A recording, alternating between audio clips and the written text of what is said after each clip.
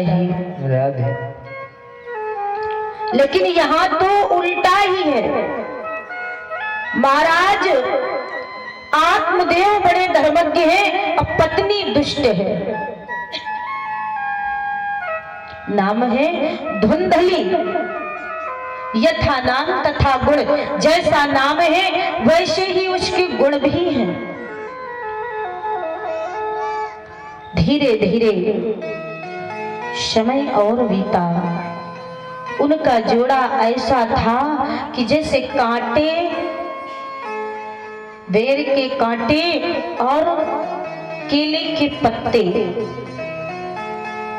अगर बगल में हो, केले का पौधा, अब बगल में झाड़ी हो तो पत्ते के टुकड़े टुकड़े हो जाते हैं। क्यों? कांटे इतने चुभ जाते हैं उन पत्तों में कि वो पत्ते टुकड़े टुकड़े बन जाते हैं।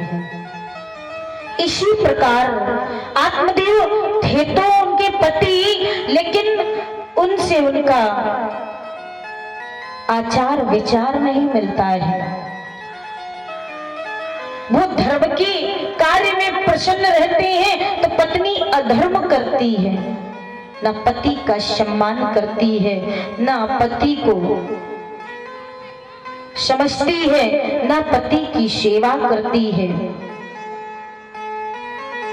तो ये तो धुंधली थी। लेकिन आज भी इस कलकाल कलयुग में जो महिलाएं अपने पति की सेवा नहीं करती, अपने पति से अशब्द बोलती हैं, अपने पति का सम्मान नहीं करती, वो धुंधली के समान ही मानी जाती हैं। अब यहाँ ऐसा कुछ नहीं है, लेकिन देखिए शास्त्रों में धुंधली का वर्णन क्यों आया, आत्मदेव महाराज की कथा क्यों आई? क्योंकि हम इन कथाओं से कुछ सीख सके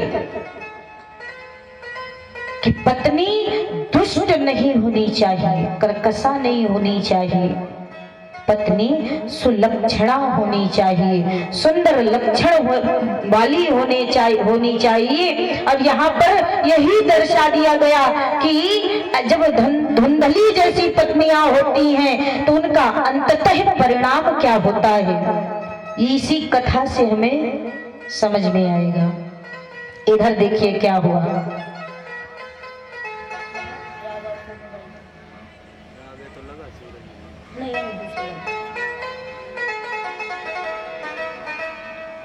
तो अब देखिए क्या हुआ। एक दिन महाराज आत्मदेव कहते हैं कि प्रिय, हमारी आधी उम्र होने को आई, लेकिन अभी तक कोई संतान नहीं है। अच्छा, धुंधली को संतान नहीं चाहिए था। क्यों?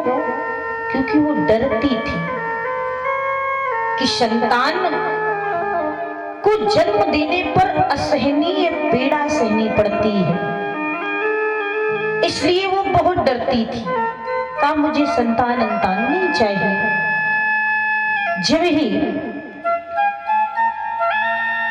ऐसा आत्मदेव महाराज ने सुना तो उनके मन दुखी हो गए।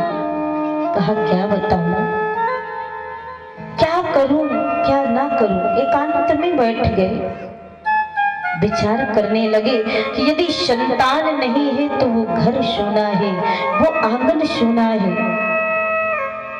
वो मैया सूनी है जिस पे कोई संतान ना हो, वो पिता निर्बल कहलाएगा जिस पे कोई संतान ना हो।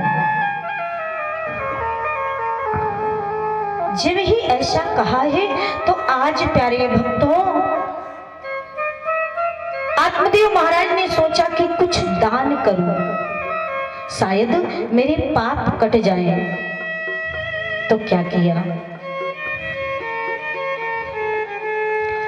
कि पहले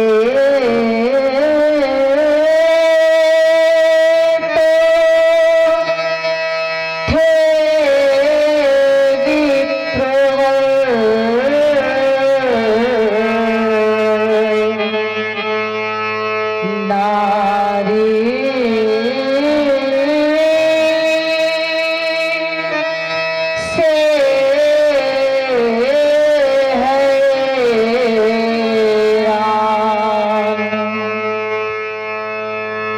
और वहाँ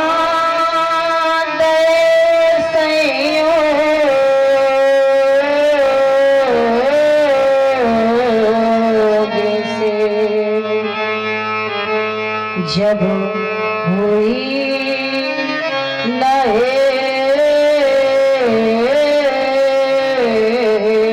संतान, तो क्या किया कि सोना चांदी धेनु धन, कि सोना चांदी धेनु धन जो कुछ भी था पास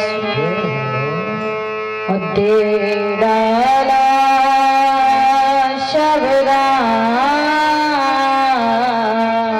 में, किंतु ना पूरी उनकी आस। सोना चांदी धेनु धन जो कुछ भी था पास, धेनु माने गाय, सब दान कर दिए, लेकिन उनकी संतान की इच्छा पूरी नहीं हुई। अब देखिए इतने बड़े राजा हैं, बड़े धर्मज्ञ भी हैं, लेकिन दुष्ट पत्नी के कारण आज उनको ये भोग भोगना पड़ रहा है। आत्मदेव महाराज ने कहा कि मैं अपने प्राणों को त्याग दूंगा। घर छोड़कर चल दिए तो एक नदी के किनारे खड़े हो गए तो एक बड़े दिव्य सन्यासी जी आ गए। अरे विप्र देवता, ये क्या कर रहे हो? कहा क्या बताऊं, मैं अपने प्राणों को त्यागने आया हूं, अपने प्राणों को त्याग दूंगा। अरे क्या नाम है? कहा कि हे सन्यासी जी, हमारा नाम आत्मदेव है। कहा अच्छा, नाम है आत्मदेव, लेकिन करने जा रहे हो आत्महत्या। अरे दोष लग जाएगा, आत्महत्या करना अपराध है। अरे बड़े भाग्य मानुष तन पावा, सुर दुर्लभ सद्गंध ही गावा। बड़े सौभाग्य से मानव का तन प्राप्त होता है और इस तन को इस प्रकार गंवा रहे हो। हे ब्राह्मण देवता, ब्राह्मणों को तो कार्य है कि लोगों को शिक्षा देना, शिक्षा आगे बढ़ाना, लोगों को अध्यात्म बताना, हरि की चर्चा करना, लेकिन कैसे ब्राह्मण हो जो अपने आप को ही समाप्त करना चाहते हो। कहा क्या करूं प्रभु, पत्नी से परेशान हूँ, पत्नी दुष्ट है, कर्कशा है, भगवान की पूजा करती, ना पाठ करती, ना मेरा सम्मान करती, अभद्र भाषा बोलती, मुझे पसंद नहीं करती। जब ही ऐसा कहा और कहा प्रभु ये तो मैं सहन कर लूंगा, लेकिन इतना बड़ा घर परिवार, एक पुत्र नहीं है जो हमारे कुल को उजागर कर सके। यदि नाथ देना चाहते हो तो ऐसा कुछ करो कि हमारे घर एक संतान हो जाए। जब ही ऐसा कहा तो सन्यासी जी कहते अरे ऐसा कहाँ हो सकता है। हे ब्राह्मण देवता, जो मेरी अंतर दृष्टि बता रही है कि एक जन्म में ये परिस्थिति है। अरे ब्राह्मण देवता, एक जन्म की तो बात छोड़ो, 7 जन्मों तक संतान का सुख प्राप्त नहीं होगा। कितने बार प्राणों को त्यागोगी? आत्मदेव चरणों में गिर गए। नाना प्रभु, कहते हैं कि संत कहे यदि कोई उपदेश दे दे या आदेश दे दे या शिक्षा दे दे या फिर संत की वाणी से कुछ निकल जाए, वो कभी झूठा नहीं हो सकता है, क्योंकि कहा गया है कि प्रभु कहे सो टल सके। भगवान की वाणी चाहे टल जाए, प्रभु कहे सो टल सके। बड़ गुरु संत महापुरुष कहे सो कभी टलता नहीं है। इसलिए हे सन्यासी जी,